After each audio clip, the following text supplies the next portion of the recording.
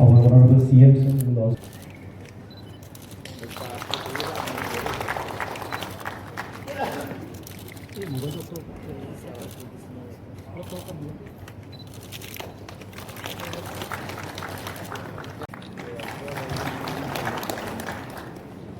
I'd like to request Anita to kindly lead the parliamentary assembly.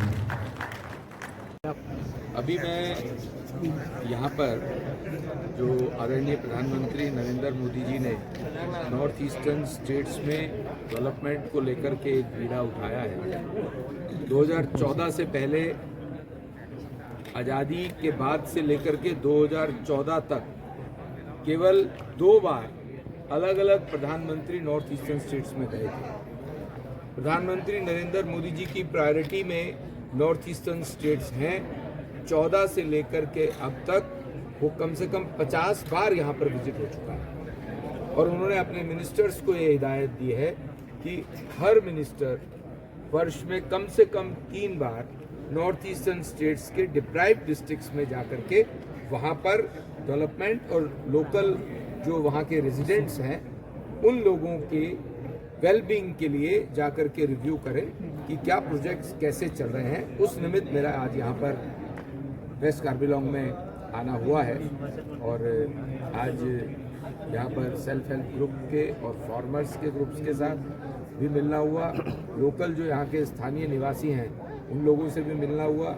बहुत अच्छा लगा कि इस क्षेत्र में सेल्फ हेल्प ग्रुप 500 से ज़्यादा सेल्फ हेल्प ग्रुप्स हैं और वो लोग आत्मनिर्भर हुए हैं, उनके मेंबर्स, और उसके साथ साथ देश की इकोनॉमी में भी अच्छा कंट्रीब्यूशन कर रहे हैं। और सर जो ऑटोनॉमस काउंसिल जो डायरेक्ट ऑटोनॉमस काउंसिल अपना उनके सभी मेंबर्स से भी मिलना हुआ।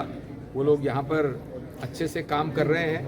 उनको स्टेट गवर्नमेंट फंडिंग के रूप में मदद करती है और लगभग हर डिस्ट्रिक्ट में सेंट्रल गवर्नमेंट का प्रधानमंत्री जी की योजनाओं का लाभ भी यहाँ पर अच्छे से मिल रहा है।